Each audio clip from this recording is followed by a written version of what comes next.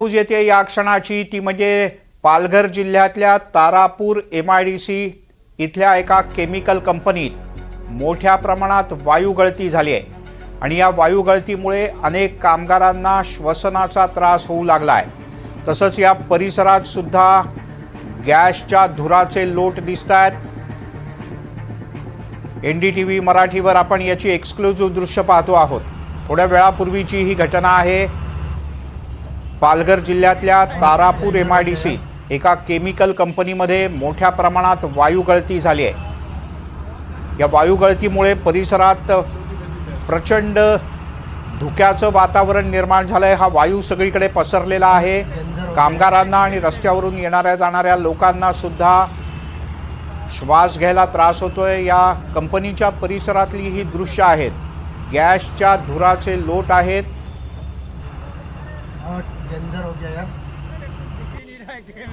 याबद्दल नेमका कुठल्या प्रकारचा हा गॅस आहे किंवा ही केमिकल कंपनी काय आहे याबद्दलची माहिती मिळवण्याचं काम सध्या सुरू आहे। पण वायू गळती होताच परिसरातल्या काही कंपन्या तातडीनं रिकाम्या करण्यात आल्या। मनोज सातवी आपले प्रतिनिधी आपल्यासोबत आहेत। मनोज, काय अधिक माहिती आहे?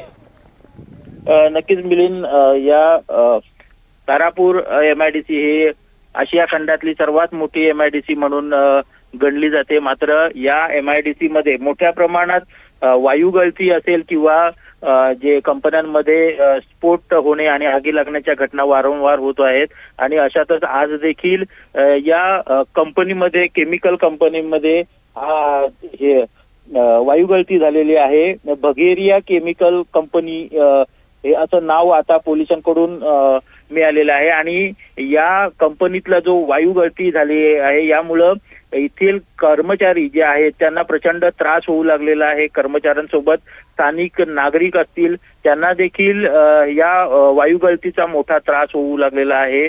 श्वसनाचा त्रास आहे, शिवाय डोळ्यांमध्ये जळजळ होणे आणि श्वास घेणं ही कठीण होत आहे। पूर्ण परिसर आहे हा जो केमिकल सदृश्य धूर आहे त्या धुराने व्यापून गेलेला आहे आणि त्यामुळं परिसरामध्ये आणि कामगारांमध्ये अतिशय दहशतीचं वातावरण निर्माण झालेलं आहे।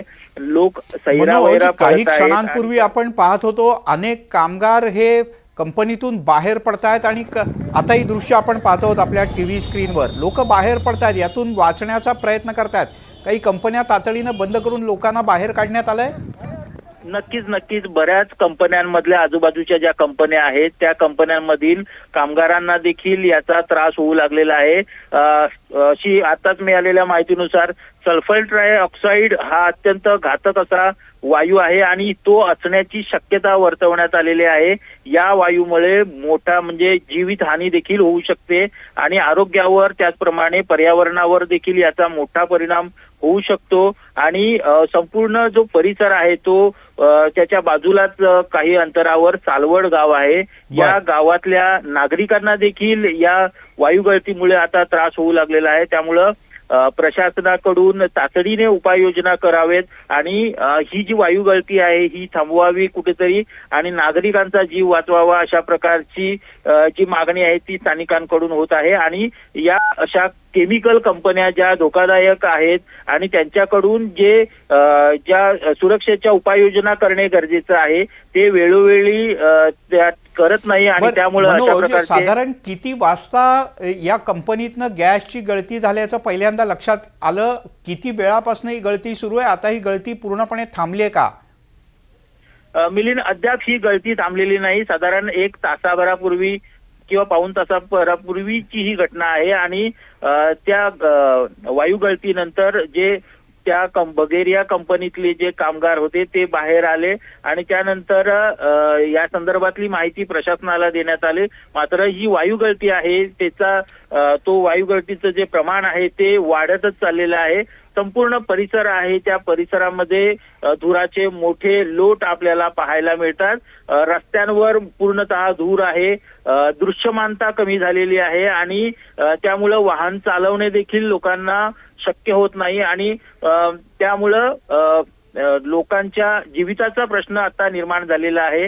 प्रशासनाने या संदर्भातली आता जे एक्सपर्ट आहेत ते पीपीई किट सारखे जे सुरक्षा किट असतात ते घालून त्या कंपनीच्या दिशेने गेलेले आहेत आणि ह्या जो वायुगळती आहे तो रोखण्याचा प्रयत्न सध्या प्रशासनाकडून करण्यात आलेला आहे.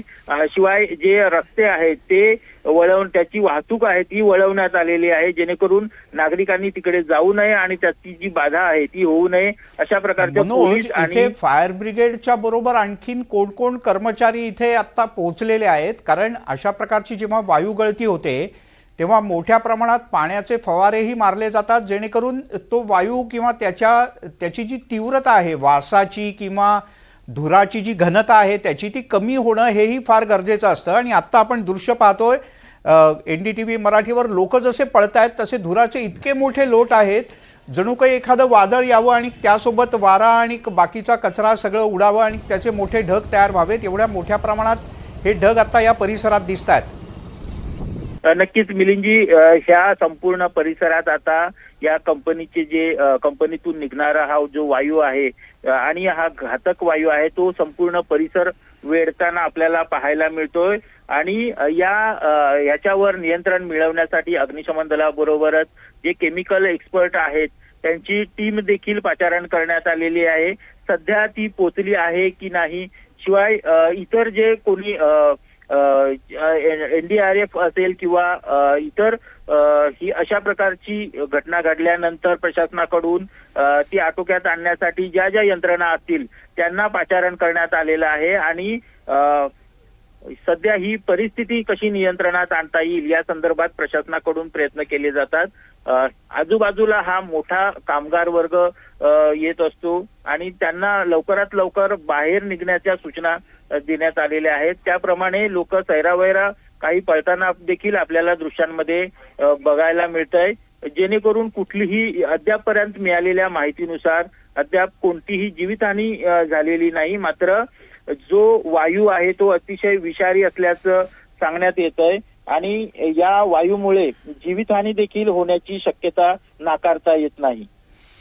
बरोबर, हा त्या अर्थानं रंगहीन अशा प्रकारचा आहे, पण त्याची तीव्रता खूप आहे. हा जर का खूप जास्त प्रमाणात तुम्ही शरीरात ओढलात तर तुम्हाला घशाचे किंवा श्वसनाचे वेगवेगळे त्रास होऊ शकतात आणि त्याचं प्रमाण अति वाढलं तर तुम्हाला श्वास घेताना सुद्धा त्रास होऊ शकतो. त्यामुळे यातली सर्वसाधारण स्थिती अशी असते की किमान तुम्ही ओला कपडा तोंडावर ठेवला पाहिजे. मगाशी मनोज तू बोलताना असं म्हणालास की सल्फर डायऑक्साईड आहे, हा याची पुष्टी केली आहे का प्रशासनानं? जर का सल्फर डायऑक्साईड असेल तर तो या कंपनीत कशा करता वापरला जात होता? नक्कीच ही केमिकल कंपनी असल्यामुळे केमिकल प्रोडक्ट्स या कंपनीतून तयार होतात आणि सल्फर डायऑक्साईड जर म्हणजे असण्याची शक्यता वर्तवण्यात येते. हा जर वायू असेल तर हा अत्यंत दाहक असतो आणि श्वसन संस्था याच्यामुळे प्रभावित होऊ शकते. नाक, घसा आणि फुफ्फुसामध्ये तीव्र प्रकारची जळजळ देखील या वायूमुळे होऊ शकते. खोकला येऊ शकतो आणि गंभीर परिस्थिती निर्माण होऊ शकते. फुफ्फुसामध्ये जर याचं प्रमाण जास्त वाढलं तर फुफ्फुसामध्ये पाणी देखील होऊ शकतो आणि डोळे त्याचप्रमाणे त्वचेवर जर त्वचेची संपर्क आला तर गंभीरपणे भाजलं देखील जाऊ शकतं. याला केमिकल बर्न्स देखील म्हणतात. अशा प्रकारच्या वेगवेगळ्या दुष्परिणामांना नागरिकांना सामोरं जाऊ लागण्याची शक्यता या वायुगळतीमुळे निर्माण झालेली आहे. नक्की हा वायू कोणता आहे अद्याप याचं म्हणजे पुष्टी ही प्रशासनाकडून देण्यात आलेली नाही. मात्र पर्यावरणावर देखील याचा परिणाम मोठ्या प्रमाणात. मनोज, आपण अपेक्षा करूयात की फायर ब्रिगेडचे कर्मचारी आणि तिथल्या डिझास्टर मॅनेजमेंट सिस्टीम मधलेही कर्मचारी आता अधिकारी सक्रिय झाले असतील, जेणेकरून या परिस्थितीवर लवकरात लवकर नियंत्रण मिळवतील. तुर्तास या परिस्थितीकडे बारकाईने लक्ष ठेवून राहा. आम्ही वेळोवेळी तुझ्याकडनं ताज्या अपडेट्स घेत राहू.